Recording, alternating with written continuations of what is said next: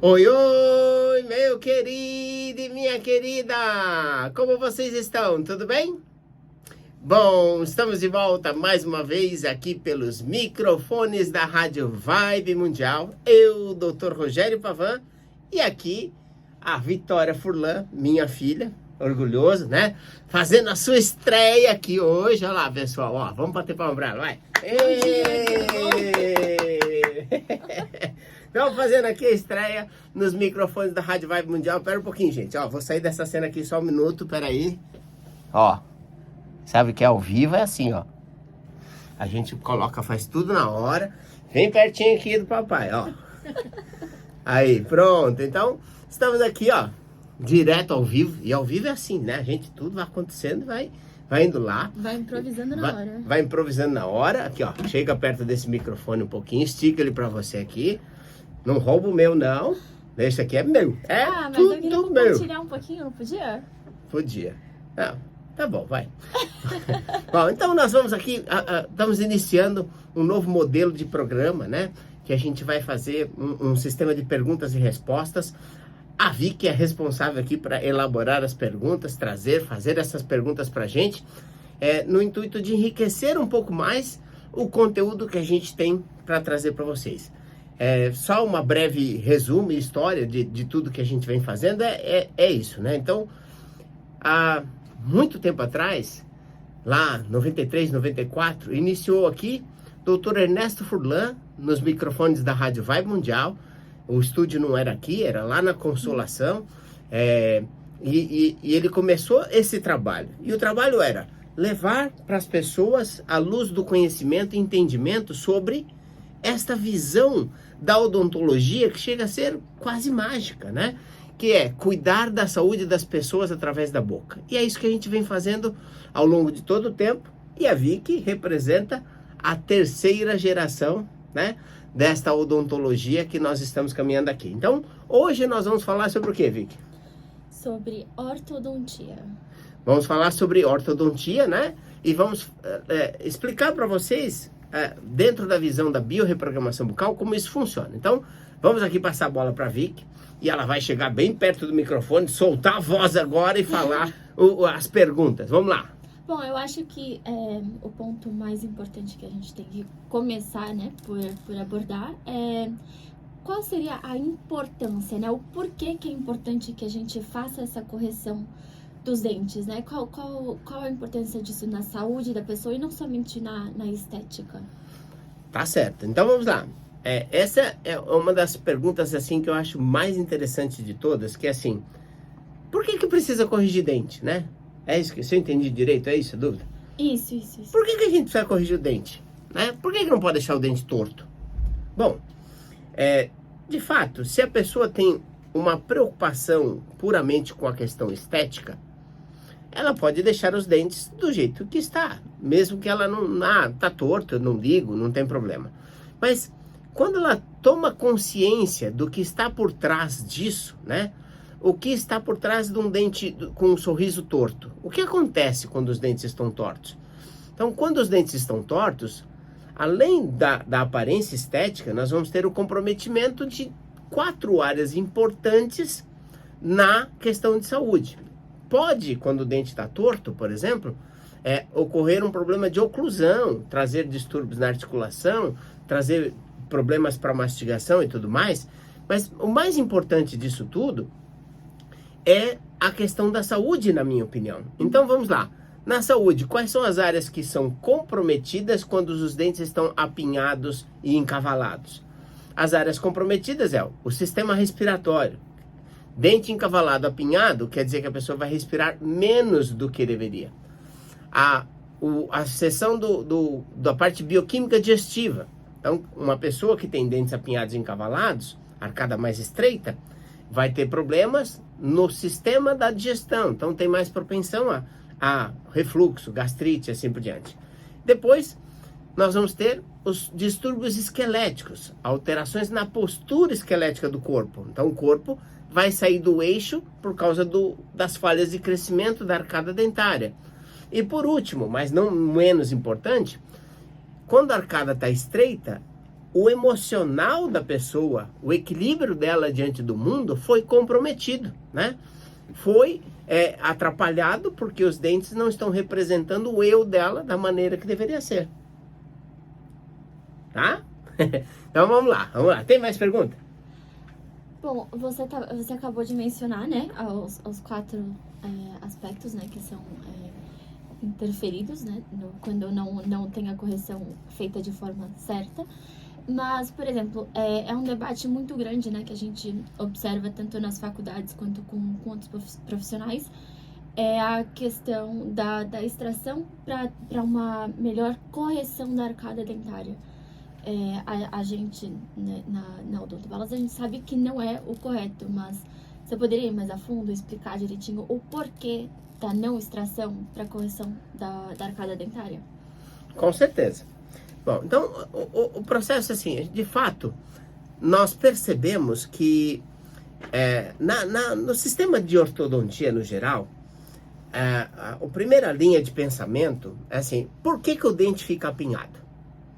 Então, alguns profissionais lá atrás, eles vieram com a ideia de que o problema do dente apinhado estava associado à miscigenação de raças. Então, por exemplo, pegou um europeu com um americano, um europeu com um brasileiro, ou coisa parecida, com um índio. E nesse cruzamento, fazia-se com que nascesse dentes grandes para uma arcada pequena. Então, a combinação genética ficava errada. Então, aí o que aconteceu? Os profissionais começaram a medir o tamanho do dente e o formato do arco. Mediu o arco, mediu o dente. E quando eles tomavam a medida disso, de forma linear, então pegava, media dente por dente, colocava de forma linear. Então vamos dizer que um dava 30, que era a quantidade de dentes, e a arcada dava 25. Puxa, então tem muito dente para essa boca. E aí, o ser humano tem uma coisa, né, que eu brinco, ele tem um fenômeno assim de ele achar que ele é um pouco Deus, né? Ele fala assim, Deus fez errado, mas deixa que eu conserto, né? E toda vez que o ser humano pensou desse jeito, né? Falou que a evolução fez errado e ele foi consertar, ele faz besteira, né? Você vê, por exemplo, as cidades, elas foram impermeabilizadas com asfalto e hoje a gente tem problemas de enchente. Era uma tentativa. Então, com o tempo a gente vai evoluindo, aprendendo, isso faz parte da vida. Então, quando se teve essa ideia de que era muito dente para pouca boca, vai colocando assim, aí começou a se extrair os dentes. Então, se entendia que era uma falha, né, do processo da natureza e que o ser humano iria corrigir. Essa crença, então, fazia com que se extraísse 4, 8, às vezes se extraía um dente da frente, se extraía vários dentes na arcada, porque queria se restabelecer o perfil estético. Com o avanço das nossas pesquisas e os nossos estudos, nós fomos notando e percebendo que não era assim que deveria ser. Que a arcada, ela não estava acomodando os dentes porque ela tinha apresentado falhas no mecanismo de crescimento. Ela tinha que ter se desenvolvido mais e não se desenvolveu. Ela não cresceu. E aí, esse não crescimento da arcada é que faz com que não haja espaço dos dentes. Então, hoje a conclusão está errado extrair dentes. Está errado desgastar entre os dentes, porque não é o caminho. E então, no caso de um paciente que sofreu esse processo de extração, quais seriam os malefícios?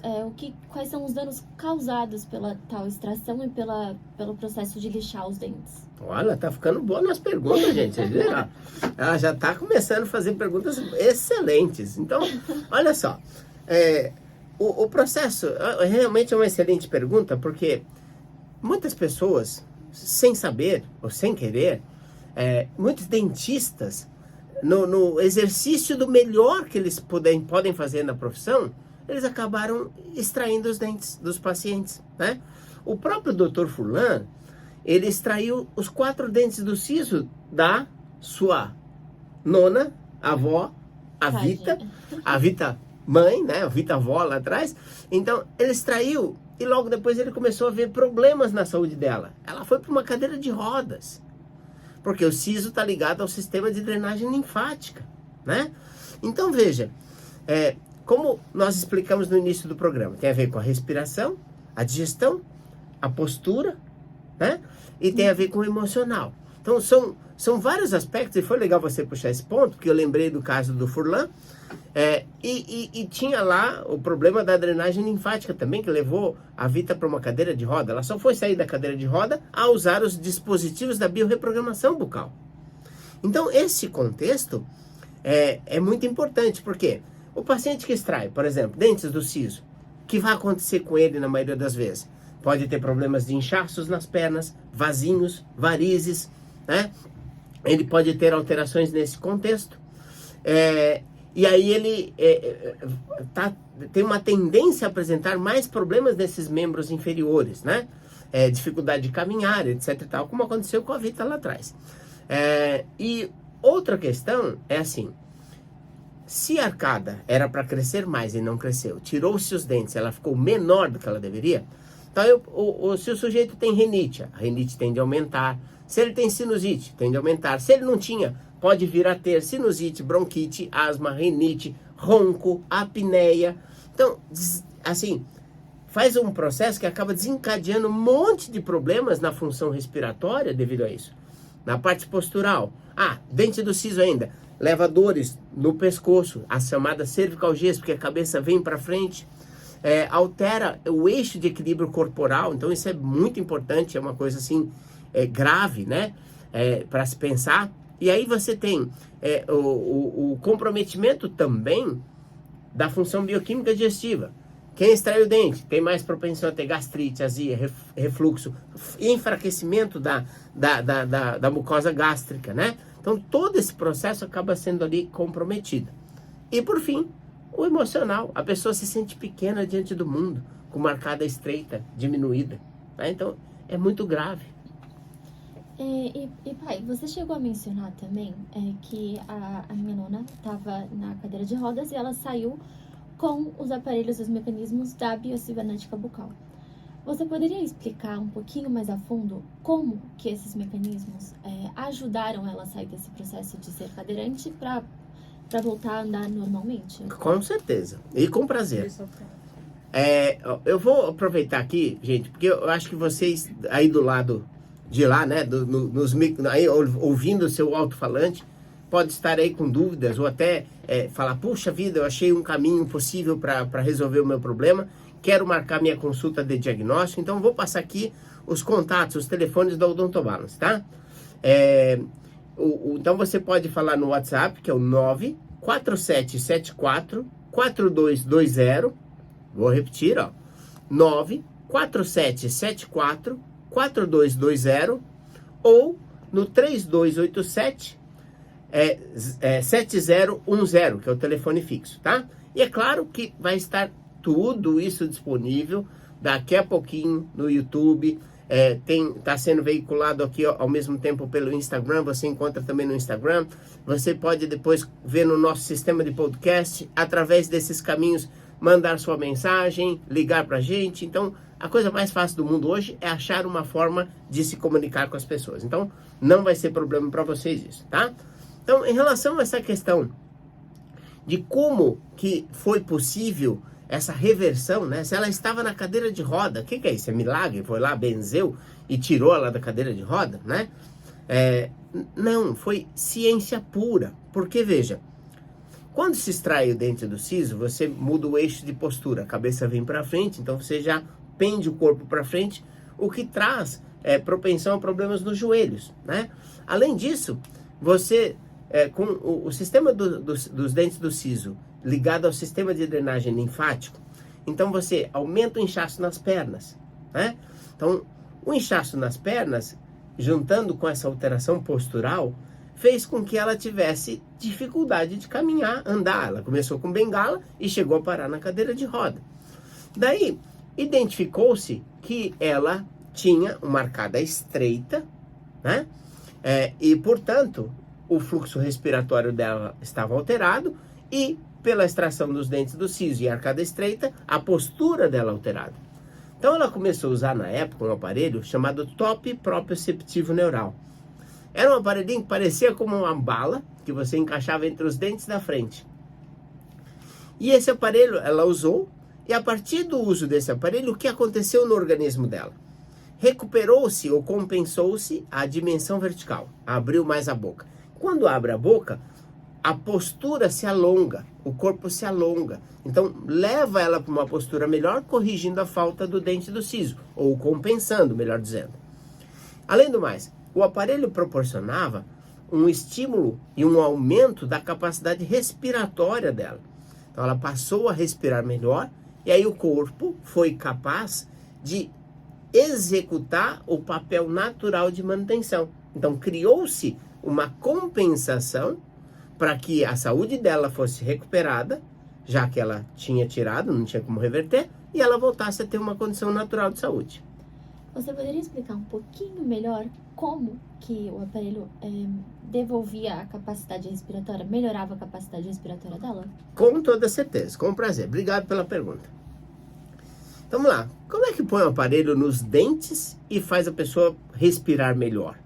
Bom, quando eu comecei a trabalhar com o Dr. Furlan, ele me disse que o aparelho trabalhava a parte respiratória. E eu me fiz exatamente essa pergunta. Mas como? Como que o aparelho melhora a respiração? Ele falava assim, não, é uma questão da língua. A língua fecha a via respiratória. E, por sorte, eu estava já estudando odontologia quando esse questionamento veio. E aí eu fui nos laboratórios de anatomia para avaliar as peças anatômicas. E aí o que eu percebia? As peças anatômicas, para quem não está familiarizado, não é uma coisa assim muito bonita de ver, né? Que são cadáveres que estão lá e são essenciais para o desenvolvimento do estudo do ser humano, mas é agressivo para quem não está acostumado. Mas você pega, por exemplo, uma cabeça que está dividida ao meio para o intuito do estudante aprender como o sistema funciona. Então eu pude ver nitidamente que a língua, ela ocupava todo o espaço interno da arcada e parte da língua ocupava a via respiratória. Quando a língua não tinha o espaço dentro da boca, ela ocupava mais espaço na via respiratória. Daí o que eu passei a fazer? Bom, em vez de ficar, não dá pra gente estudar cadáver a vida inteira. Vamos ver através da radiografia. E tem uma radiografia simples que você usa na odontologia, que é chamada de teleradiografia lateral. Pode ser feito por ressonância, pode ser feito por tomografia, mas através dessa teleradiografia você pode visualizar perfeitamente essa relação que tem entre a língua e a passagem do ar. Então, quando você trabalha a arcada, amplia o espaço interno, a língua se acomoda e você deixa o paciente respirar mais e melhor. Mas então aí no caso quer dizer que a arcada é pequena e a língua não tem espaço para arcada, ou que a língua é muito grande e por isso ela não cabe na arcada? Essa é uma pergunta que eu falo sempre para os pacientes que chegam no consultório. Eu falo assim, ó, relaxa, você não tem a língua maior do que a boca. Para algumas pessoas eu ainda brinco e falo assim, se o seu marido, se sua mulher, se alguém disser que você é linguaruda, tem a língua maior do que a boca, pode mandar falar comigo que eu vou dizer que está errado, é mentira. Então, na verdade, de tudo que nós estudamos até agora, não existe situação, ou melhor, eu vou colocar uma situação que a gente conhece, mas na maioria dos casos, a língua não é maior do que a boca.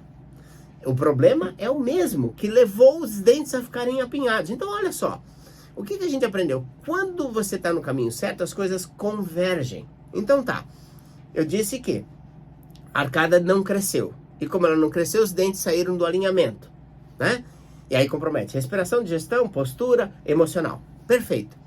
E aí, no respiratório, compromete o espaço da língua. Então não é a língua que é grande, é a arcada que ficou pequena. E a gente pode, para a gente não se prolongar muito aqui, mas outro dia a gente pode discutir por que a arcada ficou pequena.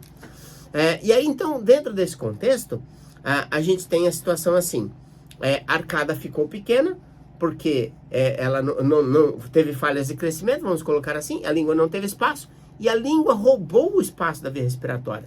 Então, em resumo, não é a língua que é grande, é a arcada que é pequena. Somente no paciente síndrome de Down, que ele tem um quadro estudado que se chama macroglossia. A língua é maior do que ela deveria ser.